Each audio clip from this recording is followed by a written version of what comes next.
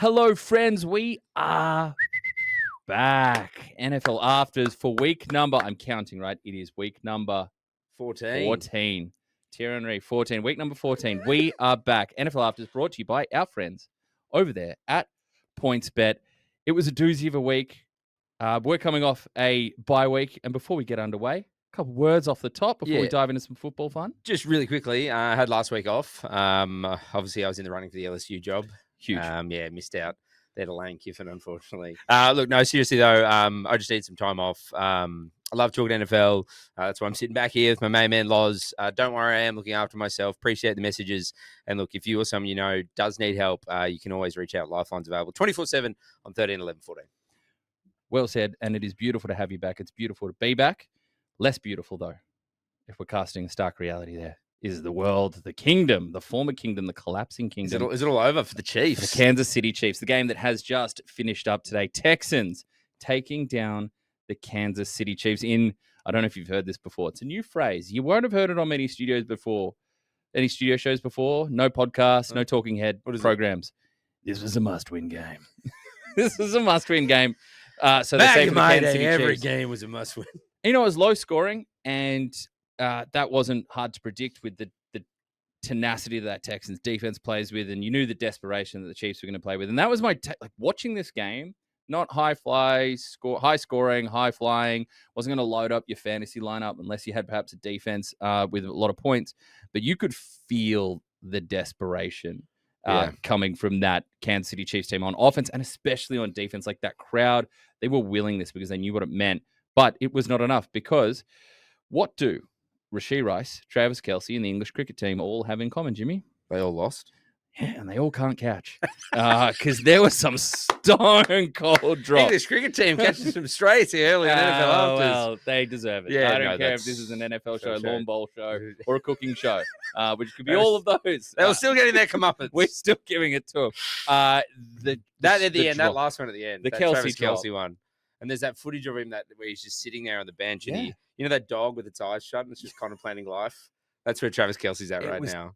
I mean, it was. Though he did text Taylor and said, "Babe, February 8th, 2026 is free now for the wedding if we need a date." Yeah, can do a Sunday wedding. They can't make the Super Bowl.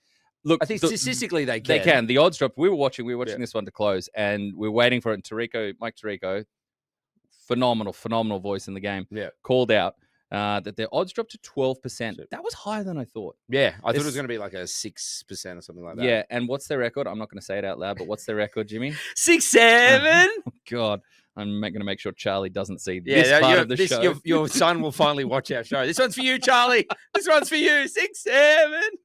Charlie watched the end of the Cowboys game. We'll get to that later, and he understood quite simply. He said, "Why'd the Cowboys lose?" And he said, "Dad, they couldn't get the ball back." Correct. Yeah. So he's learning. But look, the Kansas City Chiefs, huge, crucial drops. Credit to the defense who forced plenty of stops. Oh, that's a great defense. The Chiefs defense was fantastic tonight, up against one of the best, possibly the best defense. I think them and the Seahawks, the Texans and the Seahawks, the class defenses in the NFL in 2025. But look, chances go begging. They got enough opportunities, enough re-opportunities. Yeah. They had the ball in their hands. Even there was unfortunately, they just couldn't keep it. In there, like Chris Jones, he made his way through, then Stroud made a good play. Stroud left, made that pass. Made enough good decisions there. And there were points in this game where they felt the Chiefs were poised to take this one away, hit some of that kind of vintage after halftime magic that we remember when they were at their absolute super powered best. But, you know, big third down interceptions when you thought, was that a shot that needed to be taken? Could they have kept this thing going? And look, it's huge. They do drop to 6 wins, 7 losses. The AFC is not loaded, but it's very complex the rest of the way. Yeah. You want to tell me? No. Tell me what you think if they can win these games. Absolutely. Hit me. So next up is Chargers. Be interesting. Be tough. Chargers play them close. Yep. Then they're at Titans. That's a win. Yep. Then they've got the Broncos. I mean, they're going to need another defensive performance to match the defense on the other side of things and hope that Mahomes can right some wrongs and prove that he is multiple classes above that Bo Nix offense. And then finally at Raiders.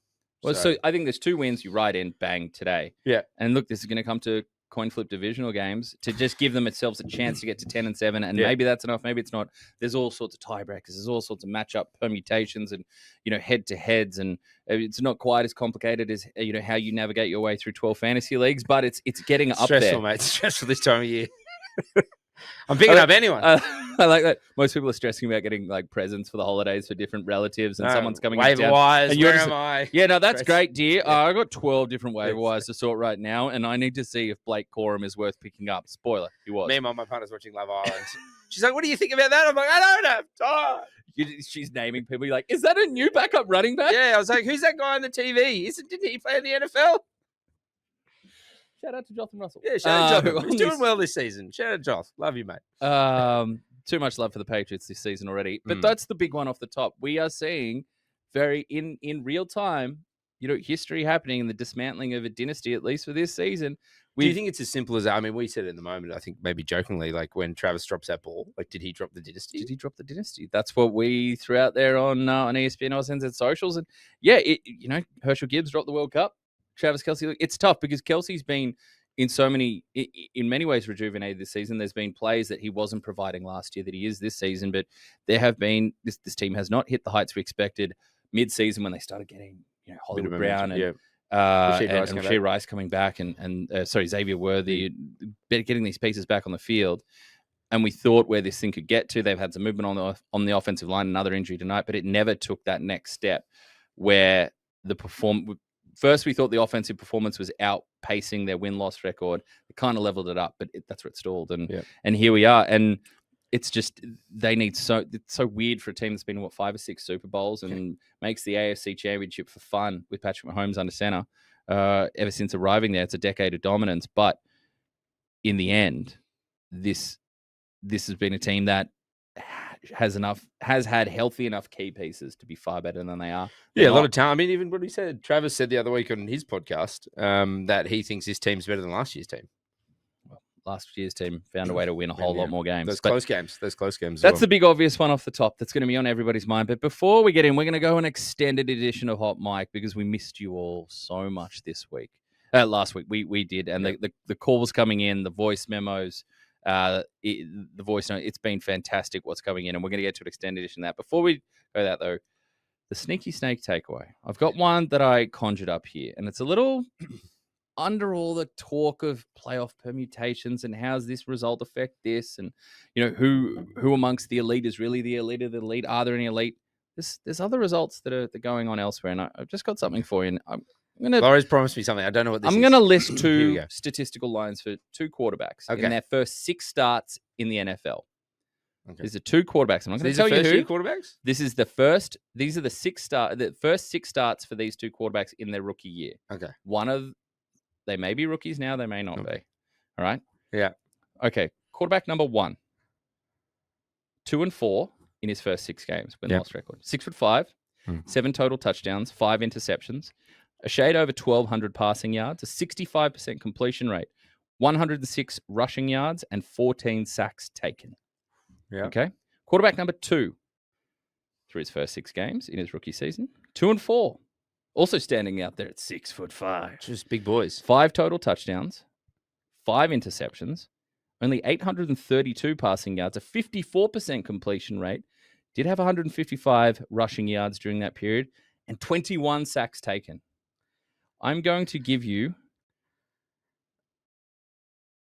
So we have those 2 quarterbacks. Or I'm just going to pick between those stats. So I feel like you want me to take the first. I want to know which. You want me to take the first one, don't you? So it's a trap. So really, I should take the second quarterback. Okay, you tell me. Which quarterback would you like to take?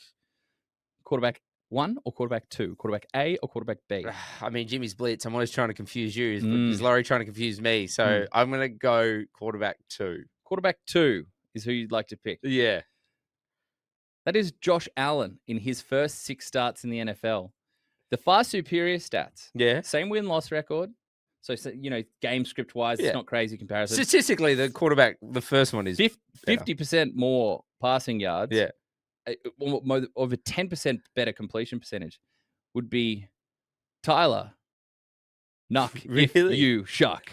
Nuck if you shuck. Tyler Shuck. Tyler Shuck from the New Orleans Saints. Wow. So amongst all the big names we're talking about, MVP races, number one seeds, playoffs, there are the New Orleans Saints who are holding on to themselves a quarterback that is quietly played incredibly tough today, some phenomenal work on the ground today, using his legs, some toughness at the goal line. But they might have you to thank. Didn't you put the Laurie curse on the previous quarterback? I may have asked you got him Spencer out of there. Rattler. Yeah, you got Spencer out of there. I shucked him on out of there. And in comes Tyler. So just a little nugget that as much as we think we know everything, we're 14, 15, 16 weeks into this thing. We know nothing. We know nothing at all. And to prove it, there you go. That where we were at this point of the career with Josh Allen, that's what his numbers look like.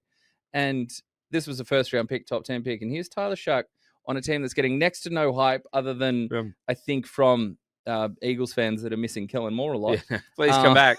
Kellen, come back. There is Tyler Shuck just putting together a quietly very impressive first half dozen starts in the NFL and an interesting team as we look forward to 2026. Just a little nugget I wanted to throw out there before we get to the hot mic. That's good. But it is time. It is time to turn up the heat, turn up the temperature, fire up the grill, fire up the barbie, fire up the kitchen. It is time for the Macca's hot mic. And it's a loaded one today. We got a lot. We got a lot, which means it's time for me to casually scroll through and find. And our first one, this is an interesting one. This is from a voice we haven't heard on the show in some time, but a voice that, would we say, perhaps has a bit to offer when it comes to knowledge of the American football game. This guy knows a fair bit. I went to the University of Alabama with him, rolled tide, won 2 national championships, even actually has a Super Bowl ring with the team in question, plays on the defensive side of the ball, knows ball. Mm-hmm. This one's from Jesse Williams. Jesse the monster. Williams, the monster, sending this little nugget in. What's up, guys? Long-time listener, first-time liker of the show. Tough. I have one question and one statement. Let's go with the question first. How about these Seahawks? Is our defense going to hold up to win the NFC? Fingers crossed. I'm liking it so far. And the statement is, good Lord, how about these Alabama boys? Man, it honestly doesn't matter what NFL team they go to. As long as they come through Alabama, they'll do all right. Especially if you go to Detroit. It's crazy. All right, guys. Appreciate it. The monster dialing in. Let's start with the first bit before we get to your Bama propaganda that you managed to get onto the show again. Sorry, Notre Dame fans. Look, that Seahawks defense is ridiculous. Yes. I think the bigger question is, can they carry them? Look, the offensive production, Jackson Smith and Jigba still being there. We've definitely seen some more turnover-prone play from Sammy, from Sam Darnold, the Peacock himself in recent weeks. So beautiful, so temperamental, so magical. But that defense, can they carry the Seahawks to the top of the NFC? And can they carry my fantasy playoff hopes, which might be the bigger challenge, given my record in fantasy football over the past decade? But that defense is ridiculous. You talk about that game we were talking about before, the Chiefs-Texans, how it came through it jumped through the screen. Yeah. That's Seahawks. They hit, they fly, they're in position. They're so nasty on the ball. They get around any opportunity for a loose ball, a bobbling ball, a tip pick, anything they're around it. I mean, just situationally a phenomenal defense that absolutely laid the hammer down on the Falcons today. This is a week after putting a shutout performance up against the Minnesota Vikings and the offensive weaponry that they have, whatever's going on at quarterback. But they're an absolute sight to behold. They're a throwback. They're very appropriately and deservedly carrying the mantle of defense and the Legion of Boom that comes from that franchise. And yeah, I mean, the rest of the way, they get the Colts next, and we'll touch on the Colts, but that's a injury-hampered team to say the least. I mean, it was 6-6 at halftime. The Falcons looked competitive, competent, and then they didn't. And then Jackson Smith and Jigba and the defense took over, and it was all she wrote. But they're good. What are they? They're 10-3. They're 10-3. So the Rams. So are the Rams, and they play each other in 2 weeks' time. Yep. On Thursday Night Football, which is a beauty to roll it. I mean, that's how Friday the 19th of December. Let me find the ISO here for a minute. Friday the 19th of September. Let's be real here, people. Come closer. Scooching. Let's be real. Friday the 19th of December. You are not working hard that day. Let's be very, very real. That is, the Christmas party would have happened. It's hot and gorgeous outside. You're probably working from home. It is time to tune in to ESPN for that Thursday Night Football spectacular. That's hard-hitting football. That's offense. The two best wide receivers in the game, probably in that one, in Jackson Smith and Jigma and Puka Nakua, the way they're playing right now, going toe-to-toe. Defensive star talent, fascinating, huge-armed quarterback play, creativity at the quarterback position, good off. Like, that's great football. But that's what it's going to come down to, because I think the Seahawks will handle the Colts and where they're at. I think they'll beat the Panthers on the road. And then the tough one to close out, but I think they're a better team than the 49ers. And I know for a fact that Seahawks team wants revenge on the 49ers after dropping one early in the season that they didn't think they should have.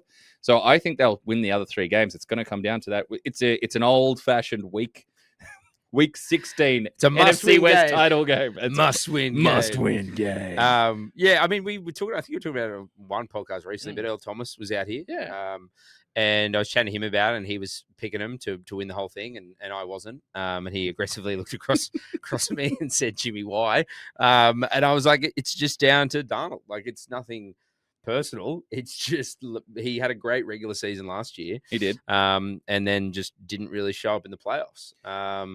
I think the Seattle defense is better than the Vikings defense last year. Yep.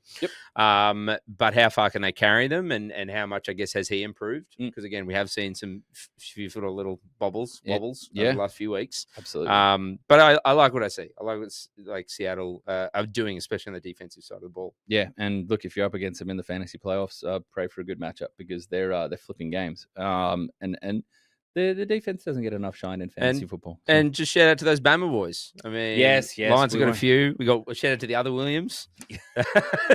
Though Jesse tells me he could have been a wide receiver in a different life. Sure. Gibbs, who we're both huge fans of. Yeah, no. Kenneth Murray, the linebacker from the Cowboys, is massive. Gibbs is just collecting about ankles. That game later. Yeah, he's just collecting like ankles. Code. Unbelievable. It's like in slow motion. Brian Branch. I mean, the list goes on. If you got friends out there that at this time of the year, like I mentioned, we know you're tuning out of work. It's fine. That's fine. But this time of year, that they're looking to whet their appetite in different sports. It's a beautiful time we're watching sport. Can I get another jab in at the English right now? But it's a great time of year. And we thought there'd be more cricket, so there's not. so you're going to have to watch the NFL. You need to fill your days with watching NFL replays, NFL highlights. And then you got this day-night cricket, so there's time during the day, which you thought you'd have cricket to watch the NFL. Perfect. But if you're looking to convert a sporting neutral to the NFL right now, if there's one player I'd point you towards, it's Jameer Gibbs, because he translates any understanding of sport necessary.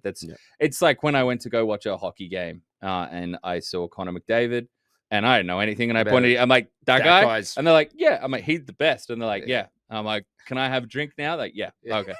I spoke in monosyllabic tones to better be understood in the hockey realms. Yeah. But yes, I think, shout out. Look, Bama's, I don't know how you're feeling about the wider range of the Bama program at this stage. Yeah, look, it wasn't a great game. I got up to watch yesterday, day before, against the Bulldogs. We lost in the SC Championship. But hey, we're still in the playoffs. And apologies to all those Notre Dame fans if they're angry that watch this show, especially you, Shane Gillis. Taking your ball and going home. Oh, you didn't invite me to your party? Well, no, I didn't want to come anyway. We're not going to play in any bowl games. I'm actually on holiday that weekend anyway. NCAA. There you go. Spicy times in the world of football. Okay, moving on. Now, I think that's one specifically for you, isn't it? Listen, I'm flattered that I'm getting targeted messages at this point. This is fantastic, rather than just targeted advertising. I like that we're getting messages directly at me. And here we go. This one, Michael from Brisbane. Hey guys, happy Monday. Have a question. Now that Pittsburgh are on top of the AFC North, Laurie, yes, does that mean you will acknowledge Aaron Rodgers as the GOAT? No, not a chance. Also, I don't know that anyone is technically on top of the AFC North. There is no top to that. No, there's just it's a flat line. Varying levels. You move around the line of it. Yeah, it's varying levels of beneath mud. Ground. Yeah, mud and scrap and but they get waste. stuck in the mud. Oh, everyone's stuck in the mud. You know, you're not allowed to play. They don't play stuck in the mud anymore. Why? No, if you get tipped, you stand there and then wait. You can't go under someone's. Yeah. Stuck in the mud. RIP. Was an elite game. Does they still play Drill the Deal with the Pill? No, remember that? Drill the Deal with the Pill? Oh, we just called it Kill the Deal with the Pill. Okay, Maybe that's why I got Queensland cancelled last thing, yeah. Yeah, just, not Not like us to be the more extreme of the two when it comes to violence Yeah. in sport. You guys are the hard hitting Origin lovers. We're just the. By the way, if you're an American understanding what Laurie and I are talking about, it's just whoever had the ball, you would all just tackle and hit that guy, and Until then it he'd broke spill the free. ball, and then someone else would grab it and everyone tackles him. It was basically looking at one child and be like, we're all going to give him CTE. Yeah. Just... And when the ball spilled free, somebody else. And I remember teachers just sitting there, like having their coffee on the playground going, get him, boys. Get him. Yeah. I don't know what you're talking about. He's over there. Yeah. Right. He's got the ball now. Maybe those Chiefs receivers should have played a little kill the deal with the pill. Hey, hold when on are they through going to contact send an Australian rugby league coach over the NFL and teach him how to tackle? Which NRL great tackler would make the best linebacker in NFL? Steve Menzies didn't miss a tackle in 36 years of playing professional rugby He played league both football. sides of the ball. Rare for a rugby league player, that. Look, there was a time, back to the question, there was a time when I was ready to crown Aaron Rodgers, goat in waiting or the greatest. Like he at one point, honestly, before Patrick Mahomes, he played quarterback in a way and at a level that I'd never seen played before. And no disrespect to Tom Brady, no disrespect to Peyton Manning, who revolutionized the game at line of scrimmage. And I wasn't old enough to watch Joe Montana and take your pick of those who get thrown up there. John Elway. Yeah. Your boy Aiken. I don't think Troy gets in that category. I didn't, I believe it or not, didn't watch Johnny Unitas sling that thing around. Butt stuff. Johnny Unitas. Butt stuff film was hard. Butt stuff. Butt star. Oh, butt star. Sorry. Tape was hard to come across at Sydney Yeah, University when I yeah. was studying football instead of my honours thesis. Yeah. You and I are old enough to remember we had to go to a library and log into a dial-up internet. Oh, yeah. Yeah. And let me tell you, there were some safeguards on that internet. Yeah. I couldn't get any butt stuff. Butt star. Butt star. Star. Excuse him. It's his Queensland accent coming through again. There was a point where he was playing for, and the MVPs show that, right? The individual accolades. But I don't think, my view on the greatest of all time and how this works out down the road, I don't think you need to get to Tom Brady's level of Super Bowl accomplishment to be the greatest of all time. Yeah. I think Dan Marino. once you get to, Dan Marino, once you get to, I don't know, 3 or 4, you're kind of in that conversation, right? Like it's, there's a massive difference in the individual season, but when you look at how someone played the game of quarterback, I don't know that you disqualify someone for what they've won 4 Super Bowls. I think they've reached the conversation. Yeah. So, Montana, Brady, Can all that. be in the conversation if they haven't won any Super Bowls? I mean, for a lot of people, Dan Marino is the best quarterback they've ever seen. Yeah. And having gone back in recent off seasons and watched it, it's impressive. It's unbelievable. It's breathtaking. Especially the style of dropbacks they used to do there, where it's like the pitter-patter foot going straight back and he's still slinging it, 60 yards down the field on a dot. Ridiculous arm power, and obviously became... He's a Brandon Aubrey of throwing. Which is a dream only so many of us can hope to achieve in our lives. But I think there was a time around Rodgers, those peak Green Bay years, when he was breaking teams like the Cowboys in the playoffs with ridiculous Hail Marys. Detroit Lions remember some of that. Arizona Cardinals remember some of that. I mean, he was doing stuff on the move and no-look passes and artistry, trajectory control, arm strength that was unbelievable, and he was really mobile. It was phenomenal. But no, he's not the greatest of all time. And I don't think that race is over yet. There's enough divisional matchups left that this thing can swing all sorts of different directions. Bengals took a big loss today in a game that they should have put away, and we'll touch on that. But look, they're in a good position, and Rodgers, asked afterwards, what do you think this means for Mike Tomlin and his future? And he kind of said, well, hopefully it means all you guys, paraphrasing, can shut the hell up. We brought back the championship belt celebration, and Tomlin did it as well. I mean, simmer. Yeah. Like it's an average at best football team. Congratulations, you figured out you might use DK Metcalf in a way that we hadn't for seen any throw downfield or a deep throw in weeks. No. We hadn't. And then what was it? Was it the first play or something? DK, it was 52 yards or something. And it's okay. Congratulations for figuring that out. It took you. But was it? Months. I mean, we have complimented the Ravens defense, but I'm like, I don't know. We haven't seen it, and then it's in one game. Yeah. I don't know if it'll be there next week. No. But because I mean, what's Steelers are 7-6, and now the Ravens are. Cool. But no, Aaron Rodgers, not the GOAT. And honestly, I would say to any Steelers fans out there that are feeling it a little too much, if you think this is the win that catapults them onto, who knows, maybe this will age really badly, but if you think this is the win that catapults them onto another Super Bowl title, a late career second Super Bowl title, a la Peyton Manning, past his prime with the Denver Broncos, I'll happily take that bet against you. Moving on to a familiar voice. Daniel Muggleton. Daniel Muggleton. Jets fan. I'm sure he has nothing to say about them. No. I mean, when do Jets fans ever want to talk about the Jets? Yeah, Never. they're very humble, quiet. Well, they are humble. They're not quiet. Because I think I speak for all Justin Jefferson fantasy owners here when I say, can he start playing defense for the Vikings or something? Because I reckon he's getting more receptions that way. What has gone on? His production is off a cliff. Is it because there's only space for one JJ in Minnesota? You tell me. Shifted his thoughts away from the Jets and their 15 years of losing. Or no playoffs to fantasy and what happened to Justin Jefferson. Because I'll be honest, this morning I looked at it because I slept in this morning, so I missed some of the early slate of games, and I was like, "Wow, Vikings 31-0. Mm-hmm. What a game Justin Jefferson must have had." Yep. And He finally broke his duck, did Yeah. he? Yeah. Opened the app and 4 targets, 2 receptions, 11 yards, and more fantasy upright and more frustration. It's going to be frustrating. Yeah, put him on defense. Phenomenal athlete, phenomenal football player, can find the pill. I'm sure he would relish the opportunity to get on the field more. But it's that quarterback position in Minnesota, the productivity, like JJ McCarthy. I wouldn't be strutting too hard after, it's 3 touchdowns, no interceptions, 163 yards. Fine. Let's finish completion percentage above 16-23. completion percentage at that 2/3 mark. So that's fine. The ghost of Bobby Wagner out there. It's against a Commanders team that is Lost struggling. 8 straight games out of playoff. Yeah, Struggling to figure out. Reached the NFC Championship game last year. What is going on? They're struggling to figure out how it all went this badly. And Jaden Daniels got hurt again. They said he was kept out of the game. That elbow precautionary, but we shall see.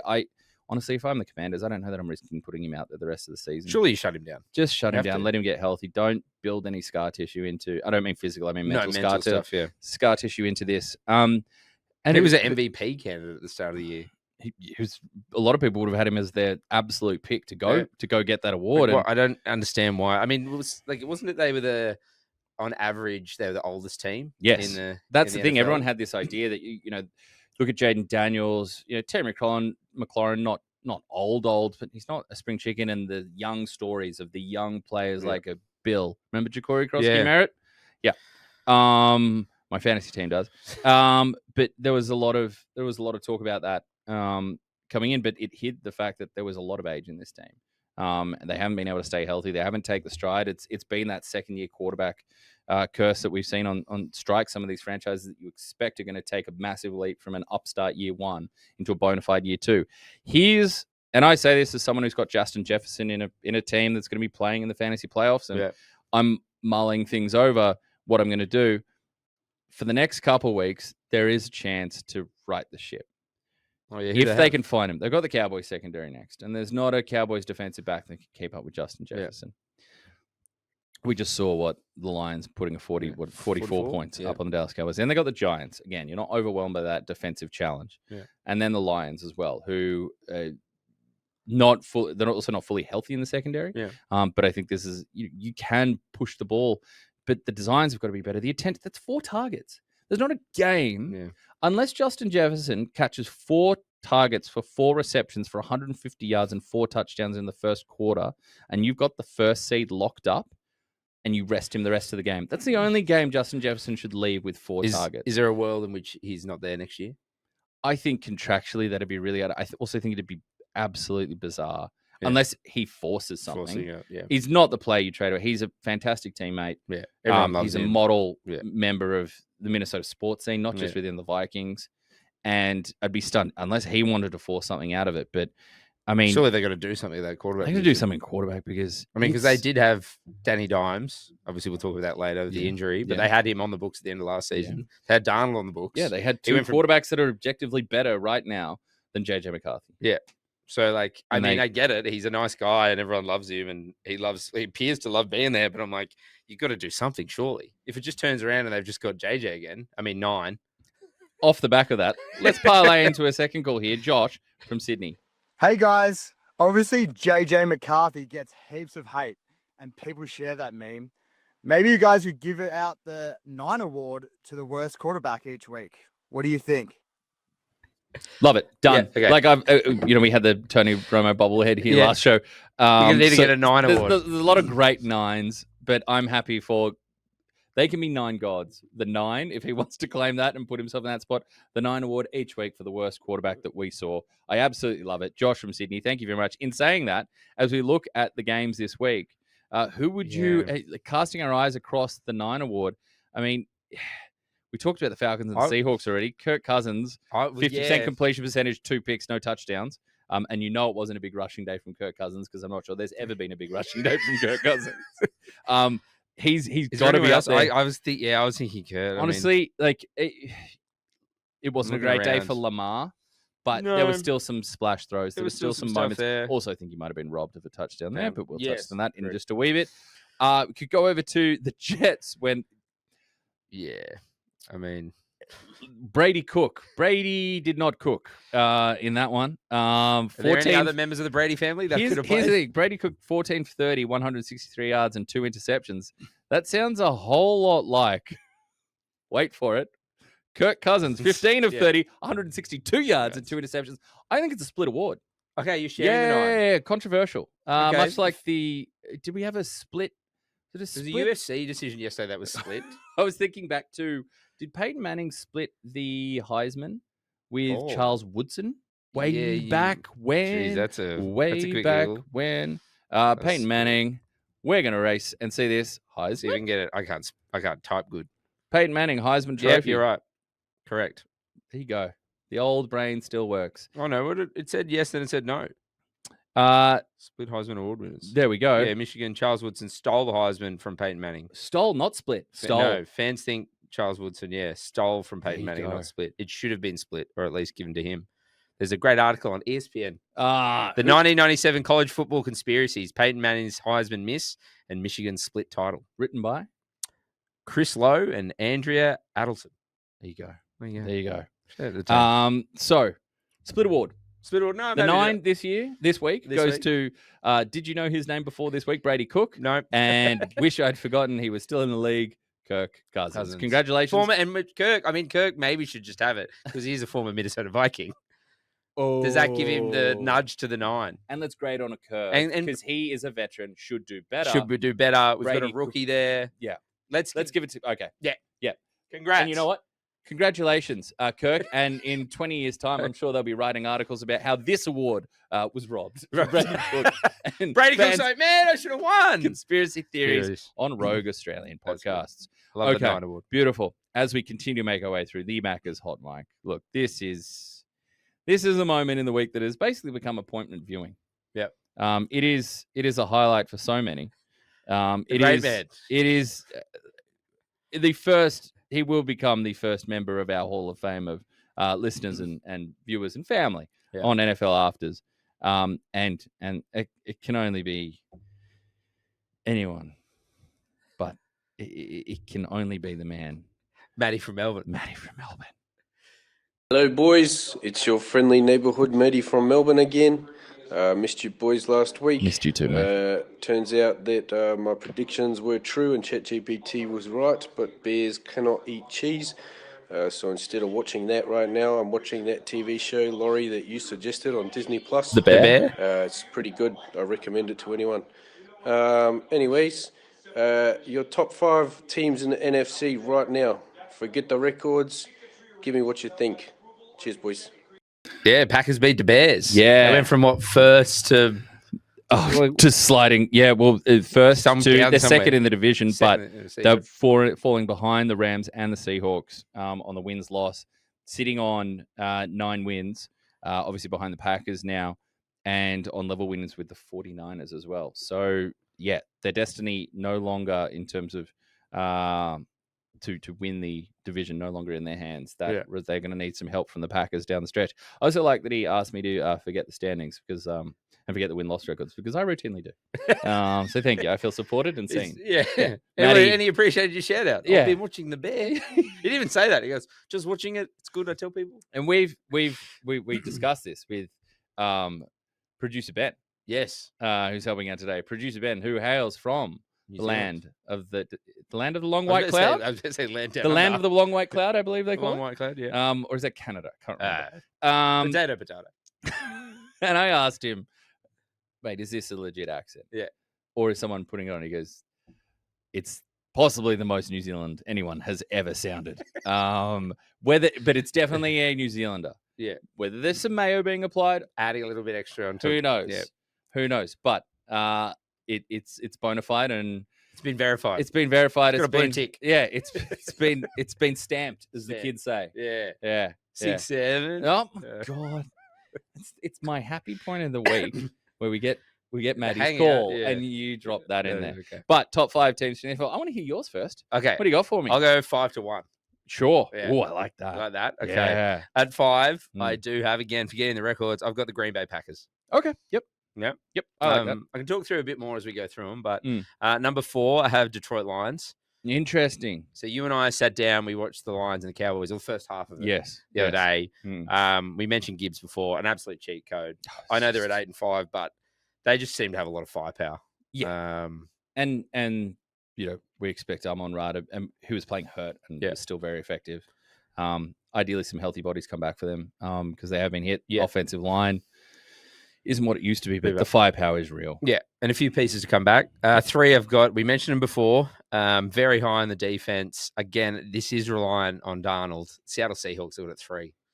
Interesting. Yeah. Okay. Again, I'm hopeful. I'd love to see them sort of make a little bit of a play there. Number 2, Yep. I have the Rams.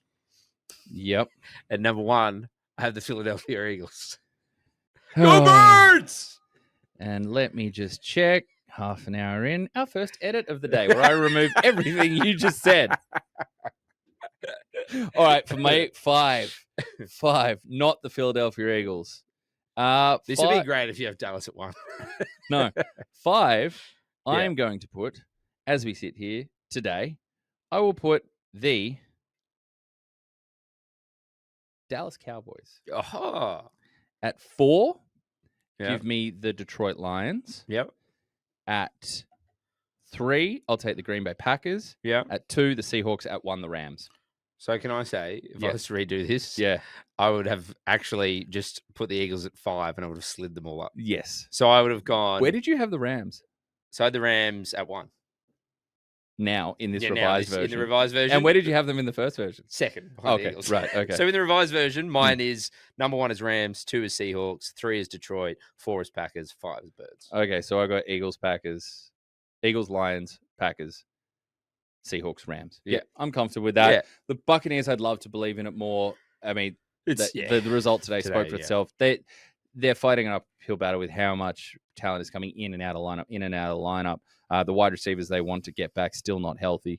And look, it feels tough to put the Bears there, but I think Bears fans know this. They do have. It's wild. They're 9-4. Their points for is 334. Their points against is 335. They're 9-4 with a negative points differential. I'd and love that's not to. everything. You and I said, I think it was the first podcast, we'd love Bears football to be great again. It's just a bit of the eye test. I think there's still a good chance to be in the playoffs. The wild card races looks like it's going to come down to one spot between an NFC North team, maybe an NFC South team, but I'm not sure about that. The 49ers will be in and around there. And we'll see if a Cowboys team can, get to 10-6-1 running the slate. But that's the Bears are going to be, I believe, playing meaningful football in the new year, which is fantastic. We love to see it. We love the Bears fans. We love Matty. Yeah. We He love loves you his dearly. beers. But I think that's one of the beautiful things about Bears fans is that they have taken this turnaround and win-loss record. They've enjoyed it. They're enjoying it in the game, but they're very humble and real about it. And they know they're not world beaters yet. But complete opposite of me and the Eagles. But also, I just ranked them number 1. Thank you to the NFC. I know. Because You're welcome. it's a compelling picture you've laid out for us, rather than the AFC, where I'm looking for the fun playoff game to come out of week 1 in the wild card. Would the AFC? It's time again for someone to pull their finger out, and that is the entire it time for AFC. another? It's time for another Laurie ISO. Quick down the barrel, Laurie. Tell them there it is. No, this way. There, that camera. Go. Pull your finger out, AFC. The NFC's absolutely loaded. Storylines galore. We've got challenges. We've got heralded teams. We've got thirsty contenders that know that it might be slipping away from them. And the AFC, wake up. Put them in the bin. It's December. It's peak sports watching I just time. started watching the Hard Knocks. I texted you the other You night. did. Great work from the NFC East. NFC East just carrying the whole league. Should the NFL have to sign a contract that Jameis Winston and Dak need to be in the same division at all times, just with the bond that those two clearly have? Have you watched it yet? No, I haven't It's a had hard the watch time. because the first bit is your Cowboys beat my birds. That's literally the first thing you turn on. You go, All right, you finish the pod. I'm just going to start watching it now. All right. That has been a thoroughly enjoyable edition great. of the Macca's Hot Mic. Thank you, everyone out there. Keep sending them in. Send them in. It's so much Appreciate fun. it. We had to start the show with it this week because we love the submissions we get. It's so much fun. We have members of the ESPN Australia office that are listening into these when we get them in before we even record the show because they love hearing it. That's what you're giving to the show that makes it a people's forum, your time, your questions, some of our answers. More hot mics. I think the team at ESPN love hearing those more than the podcast. Yeah. Oh, no, those two are talking again. Skip, scrub. Bring back Matt. Bring back Matt. Bring back. All right. Let's get in the other games. Let's go to the quick hits. I'm going to shout out Stewie, who works here. You love that. I'm going to get Dolphins tatted on my forehead. Dolphins 34, Jets 10. I mean, they just smacked around their AFC East rival all game. Their little Dolphin. Yes. Finn, just Yes. slapping him around. Absolutely. And here's a question for you. This comes from Stu. He's just messaged me. He said, can you ask Laurie this? Oh, God. He goes, who's the better 6-7 team? Oh, Is it the Dolphins or the Kansas City Chiefs? Right now, they play a game. Right now, they play a game. It's Kansas City Chiefs. But the Dolphins, Miami Dolphins, the rest of the way. Yeah, well, who they got? Because they're sitting at 6 and 7. They play the Steelers. I think they can. Devon Achane as well, that injury. Do we have any? Is that? Do we get any update on that? We shall see. Rib injury. Yeah, and they're never great because they never heal right. They're painful. Yeah, and it's not like that's part of the body that gets bashed and bashed over and over again. Also hurting people's fantasy. And just so you know, it's not just the running. Like you think of being a running back going into pass protection and having a rib injury. There you go. Have some of that. One hand down, just catch him with one arm. Just like you. Some people can't catch with two two hands. hands. Beach cricket. Yeah, some people can't catch with two hands. England, Kansas City or England? Who do I want to go for first? Both. Kansas, England. Dear. Kansas City, Barmy. So they got primetime game Monday Night Football on ESPN against the Steelers. Yeah, they can win that game. They can win that game. Yeah. They got the Bengals. Well, I anyone can win that game. Joe Burrow. The Buccaneers. Yeah, they look great. Yeah, Patriots to close. That's tough. Look, that's 3 or 4. They so what would that? That'd end them up 9 and 8. Tough.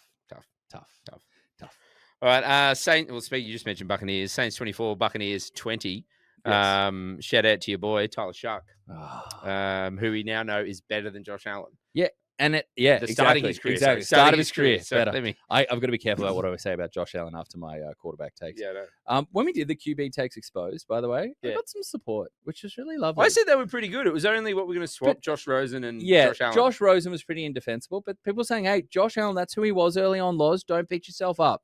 Which is you should still be a little bit. Apparently, TikTok has far nicer commenters than Twitter. Who would have thought? Yeah, no, that's true. So shout out to Charlie Smythe as well. Yeah, Island stand up. Our friend, we got some great guys. Michael McQuaid, who works on amazing NFL content in Ireland. Big part of the Ireland game that was over there. Him and his crew, they're phenomenal guys.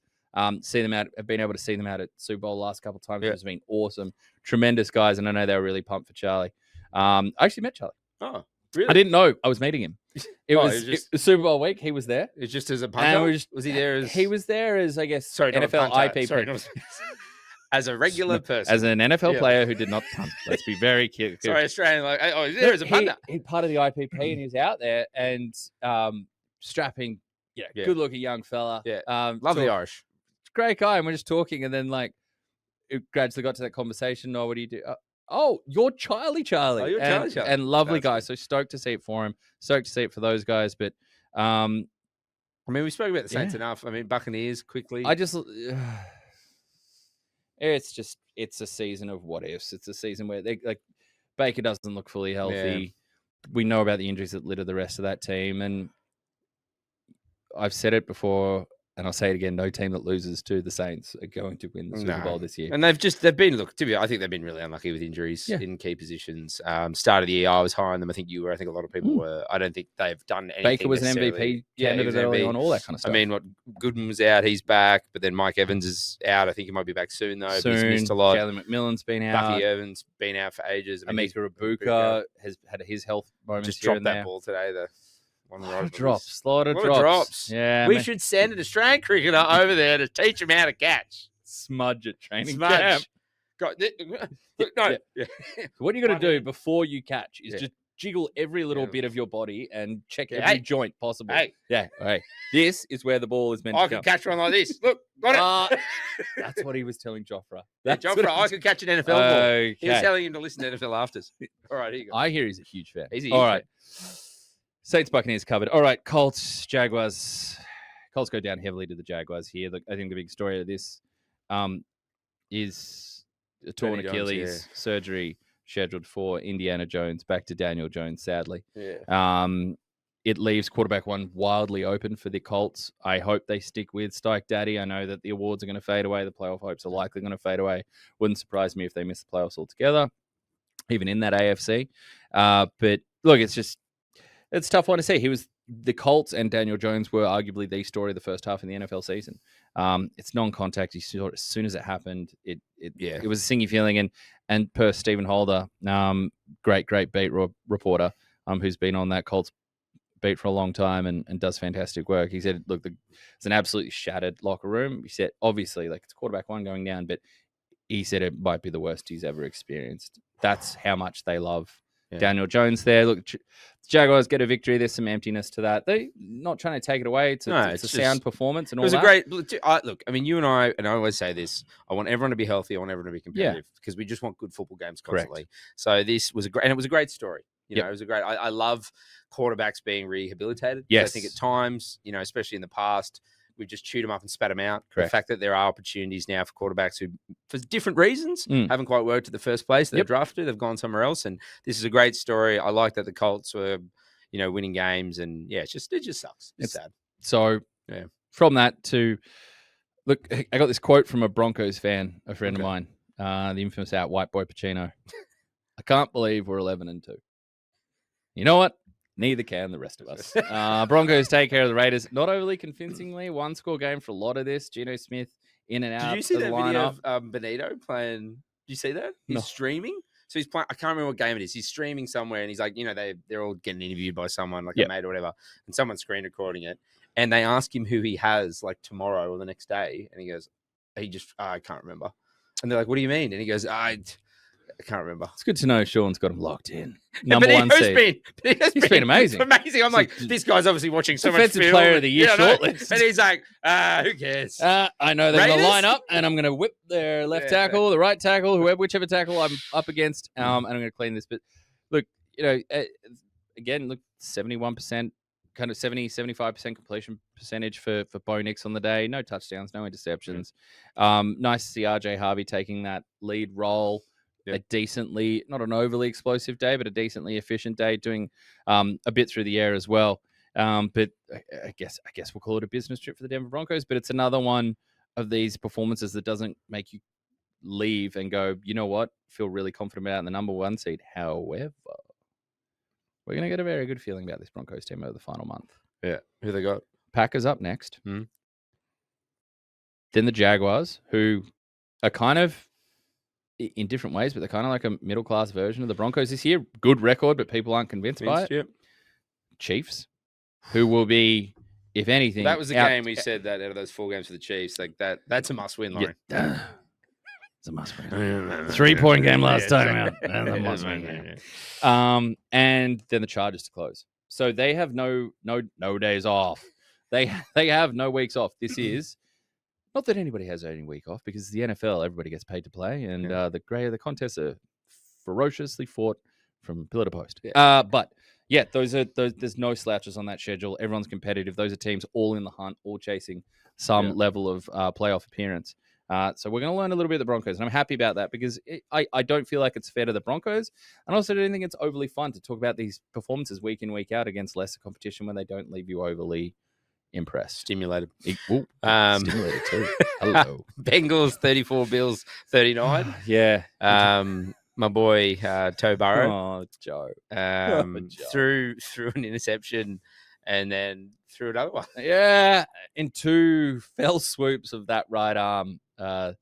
Months of desperately held on to hopium, and copium. And they were looking vanished. great. Like they They looked like they were the better team for most of this game. I sent that clip of Bart Simpson where they're just rushing him and he just drops the ball. They just take it and go, ah! I was watching this game, and so because we know there's quarterbacks that just have that ridiculous arm power. Yeah. Josh Allen, Matthew Stafford, Justin Herbert, Drake May, etc. I didn't mean to leave anyone else out. There's plenty out there with rocket arms. That truly, Joe Burrow's never been that.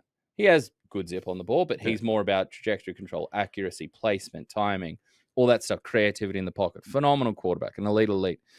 And watching him today in the snow, heavy snow, not ideal catching conditions, and watching like the way he used touch and placement, it's like that might be the most catchable ball I've seen in snow games from a quarterback. He throws such a beautifully catchable snowball. Yeah. So nice. Like you're not pinging people on the like if you throw in frosty conditions a throw on the back shoulder plate, thing's gone. Yeah. It's got to be just delicately right out in in the front middle, so it can be cradled. There's no clashing or anything. Doing that over. Unfortunately, that first interception was one of the most catchable interceptions I've thrown. Just a nice little teardrop dolly to a defensive, the guy there up in the line of scrimmage saying, "Yep, thank you very much. See you later." Benford, I believe it was Christian Benford from the Buffalo Bills. Did the Bengals lose the game or did the Bills win the game? No, the Bengals lost this. Yeah. Like, credit to Josh Allen. He was a force of nature down the stretch. Huge, big pickup on, I believe it was 3rd and 15, where he showed off the break glass in case of emergency that he does have, that puts the Bills in every single game and keeps them up there, along with all the prodigious talent, the fact that he's that duality. What do you do now? I mean, Cincy, they're 4-9. They've got Baltimore next Sunday, Monday our time. They're 3 games back. Shut him down? Do you just... No, I don't shut him down. I let him playing? close it out. Yeah. I let him close it out. They're 3 games back with 3 to play. Yeah. So they're going to need the Steelers. They're going to need the Steelers. 3 games out with 4 to play, sorry. Yeah. They're going to need the Steelers to lose out. Steelers play the Dolphins. Well, they can't. They have the GOAT. The Steelers have the Dolphins, the Lions, the Browns, and the Ravens. The Bengals on the other side of that equation. The rest of the way at 4-9, 4 to play. Ravens, Dolphins, Cardinals, Browns. So 3 common opponents there. Yeah. Sure, they need a lot to go their way. And if in doing that, they're going to need the Ravens to beat the Steelers, which means they need the Ravens to lose a whole bunch of other games because they're also ahead. The Ravens have, they play the Bengals next up. Then they play the Pats, the Packers, Steelers. You know what? There's a world. There's a world where some sort of weird stuff happens. But and that's called NFL Afters. Okay. From I got Titans 31, Browns 29. Yes. So Cam Ward had the first game of his career throwing multiple touchdown passes. If you know that, well done, Cam. Had a couple. There you go. Shout out to Myles Garrett, who we're all watching. 20 sacks on the season. Yep. Just 1 sack. Just a quiet one. It's like everyone's like, oh, just 1 sack. The thing we need next is he needs to break this. So he needs to break this within 16 games. Yeah. Because I don't want the outlier nonsense. To be like, this was 17, not 16. No. Yes, correct. Come on, Miles. But everyone's talking about Shedeur Sanders and whether or not he's wearing a G-string. You can Google that in your own time and have... Well, there was photos that went out, and then I looked up because Laurie was like, is it sponsored by the Rocks brand? Yeah. He has a collab with Under Armour. And the bull is... The bull thing. And the it looks motif. like the bull that's coming out of his behind, or his pants are falling down. But I couldn't find anything. I went to underarmour.com.au and the Project Rock collection, but I couldn't find anything. So I don't know. And that wasn't the only question. We actually did have another one that came in surrounding Shedeur Sanders, a late entry here. Shedeur Sanders just want to know what the time was, or did he forget his own watch? Yeah, the Titans defense thoroughly enjoying the Shedeur Sanders celebration in retribution. I believe. What are your thoughts? Well, 23 of 42, 364 passing yards, 4 total touchdowns, 1 interception, and the first rookie quarterback this season to throw for 300-plus yards. Not Drake May, Shedeur Sanders. Look, I think it's promise that you invest in. You keep going. I mean, let's remember who he was playing against. It's the possibly the worst team in the league. And a quarterback that hasn't thrown multiple touchdown passes this season. And Tony Pollard looked like Tony Pollard of 5 years ago. No, I was like, I finally dropped him from fantasy. And he went off for 400 yards and 6 touchdowns. Yeah. No, it's promise that you keep working with, and I think there's enough there to keep investing. Like there was reports this week as well that they expect Deshaun Watson, whether it's because of financial reasons or not, to be on the roster next year, despite not playing this season. While we're talking quarter, I'd much prefer you to invest time, effort, resources, and building around giving Shedeur Sanders an opportunity than Deshaun Watson. Whatever you think, off the field is off the field, and I've made my thoughts about him off the field perfectly clear. Do not believe he should be on the NFL roster, but amongst other things. But on the field, Deshaun Watson, whatever memories you have of him playing MVP tier, wild chaos football with the Houston Texans are long since gone. We have a huge sample size, very much substantial enough sample size of his play since going to the Cleveland Browns, where what he ranks out at is worse than the 32nd best starter in the NFL. So there's nothing there. I'd like to see more opportunity given to Shedeur Sanders. And I'd like, for what it's worth, we've seen them move off quarterbacks too quickly in Cleveland. Yeah, we just said that earlier. Remember, like there's shoot them up and spread them out. But I believe there was a play. There was a 2-point play. A 2-point play that tickled your fancy, perhaps. Something that reminds you. Do you want me to play the audio? I would love you to pull up that audio clip because it was phenomenal. Look, we have a lot of fun here. We don't spend a lot of time diving into the. We're not going to bury ourselves in whether this is a cover 4 look out of a cover 6. Pre-snap shell. Like we're not going to talk dive that far into the X's and O's all the time, but sometimes tape study is worthwhile, Jimmy. Yeah, look, big fan of the Waterboy. I think like you, Laurie. Yes. A movie that's aged perfectly in the politically correct era. But I was watching that 2-point play, and we didn't know what Shedeur was out there, and Christian Junkins has gone right, then he's gone left. He doesn't know what he's doing. It reminded me of, I think, a play that was from the Waterboy. This is the play. Okay. He fakes to the left. No. He fakes to the right. He doesn't fake. He thinks about fake. He pretends to fake. I don't know where I am. I can't breathe. For the tie, no Shedeur. It's Judkins on the direct snap. He was supposed to pitch it, but didn't and couldn't. And now he's going to have to throw it, and he does. And it's incomplete. And the Titans hold him off. Coach Klein making an appearance at the NFL stage, much like he once hoped in his younger, clever offensive guru days. Yeah, I believe when he was rocking a perm and walking around the house talking on a phone that wasn't plugged in. Shout out, Coach Klein. Apparently, Henry Winkler starred in Waterboy as a last-minute favor to Adam Sandler. Huh. Just so you know. Did not know that. Who was supposed to play him? Do you know? That is for another podcast. That's for another time. Closing out quick hits for today. Look, Rams 45, Cardinals 17. I just wrote down Puka Nacua is the toughest wide receiver I've seen since prime Larry Fitzgerald and maybe longer. Like the man plays a position that is deemed for divas and is glorified and hyped up and has a lot of questions about finesse. He plays that with the tenacity, the ferocity, and the physicality of an offensive lineman at times, or a pass rusher, or anyone out in the field. Or a rugby league player. Oh, which rugby league player would do the best Puka Nacua impression? Find out more tonight. Don't wait for that. No, it's not.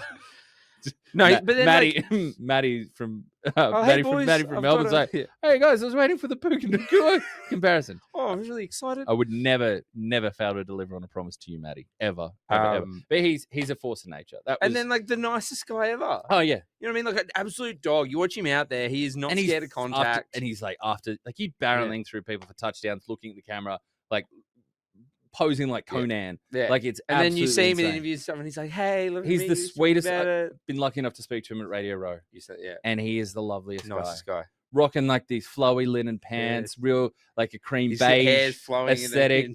The nice frames. Yeah. We love a good frame on this show. Just the sweetest man. Yeah. But do not cross him on the football field, no. Otherwise he will bury you and do a touchdown. Some of those routes he runs, and he's never getting the ball, but he's still like, I know. Can you imagine how bruised you'd be? Like, just trying to cover him. Yeah, I know. You're the one trying to tackle him, and you'd leave the game hurting. Look, the ball's going over there. It's going to Devontae. Why are you doing this? Why is your foot on me? What is happening? But saving the best for last. Just look, it was. By the way, it was 45-17 for the Rams. Yeah. They were outclassing. Another reason why I ranked him number one. Kyron Williams productive, Blake Corum productive. Who's RB1? And hey, if you're out there frustrated that Devontae Adams got all the touchdown work, they did finally listen to us and gave Puka opportunities naturally when they were outside of the red zone, but they got scoring opportunities to him, and boy, did he make it pay.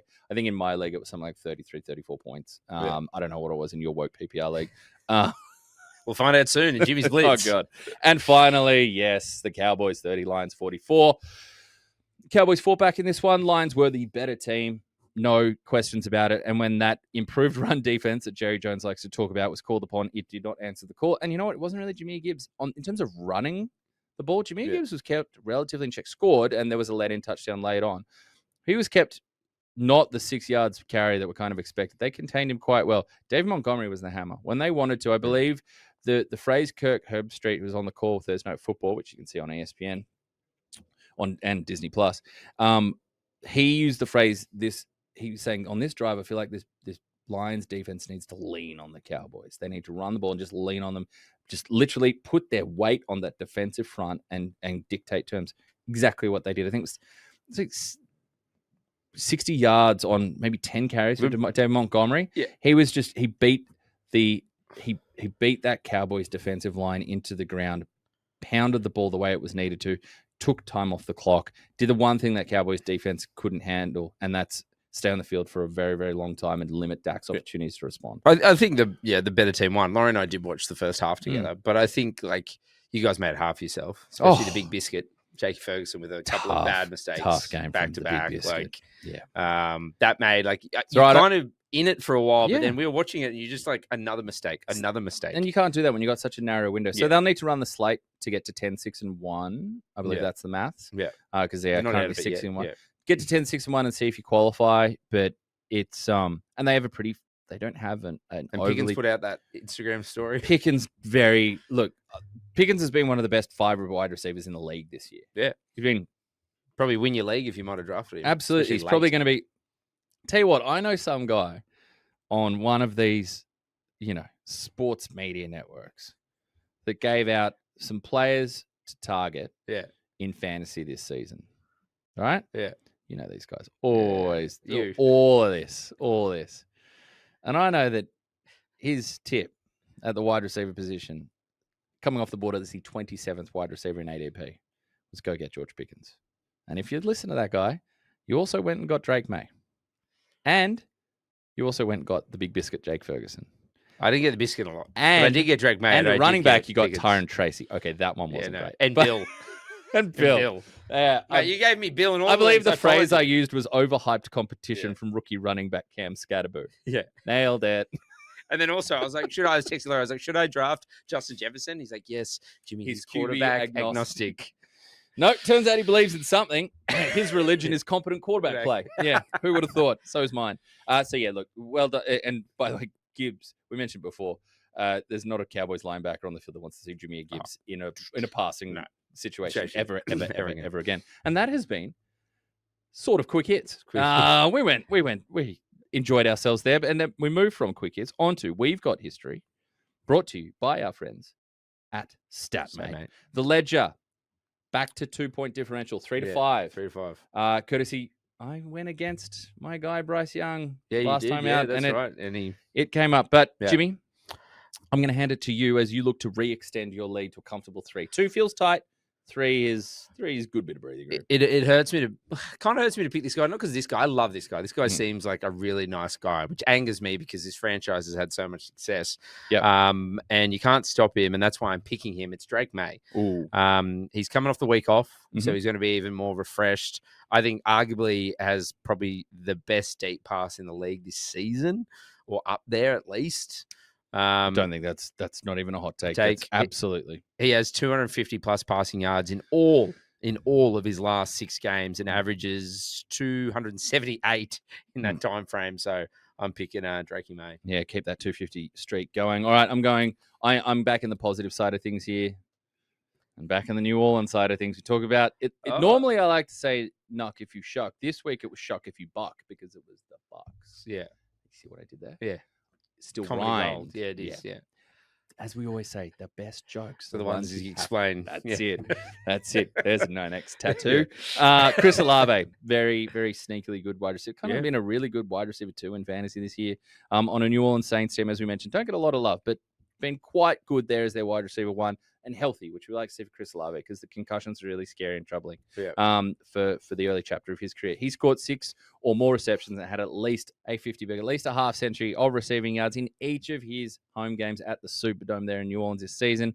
He also went 5 for 104 against the Panthers already. That was on the road in this campaign. That's who's up next. A decent defense, but he's had success against them. I'm going against the Panthers again. I'm going against the Panthers again, but I'm going with the Saints. Ooh, I've put my 2 streaks against each other. The movable force versus the stoppable object. Yes, that's definitely how the phrase goes. But I've got him going over 50 yards and continuing that side of the streak in week number 15. Olave carries on. And I like Olave. And if you're starting him, I'd feel confident starting in week 1 of the playoffs. I'm not going to put that curse on other people. Yeah. My fantasy unsuccess is mine to own, and I'm not imparting that on others. And I can't remember if you said this on the pod or off the pod, but at the end of the year, I will go through all my 12 leagues and tell you how I went. Yes, and that will be our highest rated show ever. And that has been We've Got History, brought to you by our friends at Statmate. We got quick hits now. Well, not quick hits. We've got Jimmy's Blitz. If I could turn back time. Week 1, we said no singing. We did well. It's been 3 months. We've done well. We've got a week 14. We are over the hour mark. We apologize. We like to keep it on an hour. Thank you for listening. I'll keep Jimmy's Blitz blitzy. Yeah. Question number 1: Who threw for more yards in week 14? Was it Dak Prescott or was it Jared Goff? Ooh, the game we just spoke about. That you and I watched one half of. Jared Goff. No, it was Dak Prescott. Oh, good. 376 yards, plays 309. Who had more fantasy points this week? Okay, you really got to listen here. Is it A, we're going to stay at the Cowboys. Was it Brandon Aubrey? Oh, he had a lot. And I'm going to tell you, he had 24 points in woke PPR. Yeah. Really hope there's not PPR scoring. Okay, did he have more points than combined? Oh, God. Justin Jefferson, Emeka Egbuka, Tyler Warren, Kenneth Walker III, Breece Hall, and Ashton Genty. That's 6 players. That's so many players. Screw it. Give me Aubrey. It wasn't. It was those players. But just Aubrey had 24, as I said. All those players, 6 players combined, had 24.2. Oh. And he outscored him by 0.2. Can I ask, in woke PPR. In that scoring system, is that where do you get points for the yardage of the kick, or is it just the bracket like 30 to 30? I'm not that deep into how because kicking. What do you have in your league? Incorrect fantasy scoring. Incorrect fantasy scoring. You scored. He had 25.7 points. Okay, well, I'll give you the point. Thank you very much. 1 and 1. We move on. Yeah, right. This one you're going to have to go really quickly. This is like that Simpsons episode where Homer is coaching. I need you to start, bench, cut, and cut. Okay. They are quarterbacks, all selected in the first round. Okay. Caleb Williams, Jaden Daniels, Drake May, Michael Penix, JJ McCarthy, Bo Nix. Who you starting? Who you benching? The rest, I'm sorry, you're all cut. Starting Drake May, benching Caleb Williams. Everybody else gets cut. Cut. That's I like your hustle. To cut you. All right. Earlier today, Laurie texted me. I can't say exactly what it said, but it said Josh MF Jacobs. Yeah. And then chatted to Boxy. Boxy got involved and he said inevitable. And I thought, because I am wearing my Bama jersey, we had Jesse Williams on the show, Roll Tide, and we made the college playoffs. I'm going to need you to blind rank these Alabama running backs. Oh, I like this. Okay. First up, we have the man himself, Josh Jacobs. There's been some greats. 4. Put him in 4. All right. Josh is in 4. Mark Ingram, the second. Oh, that's tough. Heisman winner as well. Damn. Big trust. I would probably have put him at 4 behind Josh Jacobs. I don't love this. I believe there's a stitch up coming. So I'm going to be, Ingram's going to go 3. Okay. Yeah. Ingram is 3. Next up, we have the banana peel, Trent Richardson. 5. Former 3rd pick in the draft. Yeah. Then we have Derrick Henry. Ooh, who else are you going to put here? King Henry's going to be hard to top. I'll put him at... I'm just checking. No, Bo Jackson did not go to Alabama. No, he went to dirty Auburn, I'm pretty sure. He went to Auburn, as I would say. I'm not going to engage in any of that chicanery. Derrick Henry, I'll put him at number 1. You're putting him at 1. All right, that leaves at number 2. Only one season at Bama. We're talking to him before. Jameer Gibbs.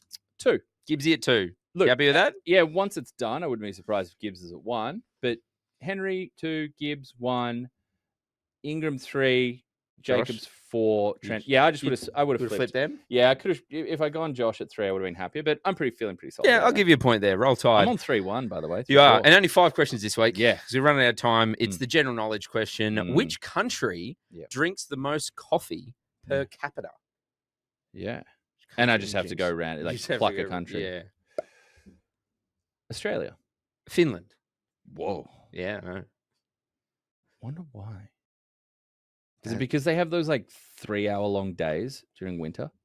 I don't know. Where there's no sunshine? I thought one of my favorite conspiracy theories is Finland doesn't exist and it's a body of water and ocean that Japan uses to fish illegally. And that's why they call it Finland, because it's full of different swimming things with fins. Yeah. Dolphins. No, the reason why that is wrong is because one of the great goalkeepers of all time, Jussi Jääskeläinen, is from Finland. And I will hear no bad words said about the great man, Jussi. You started with a Terry Henry bit and then you finished with a...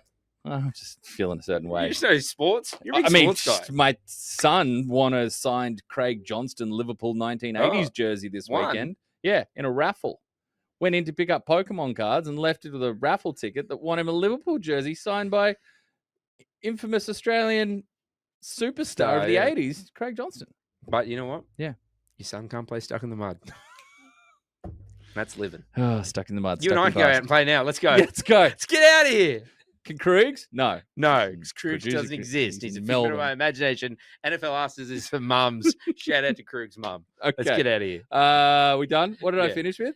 3 for 5. Not too bad. All right, look, that was a action-packed and mildly lengthy version of NFL Afters, but it's great to be back. It's great to be closing in on the final month of the regular season. While it's a little bit sad that happens, and it means there's less football left, we're at the pointy end of some really fun football matchups. Good luck. I mean this deeply because I've had some good luck. I've had some bad luck. Nothing hurts like a fantasy. Luck.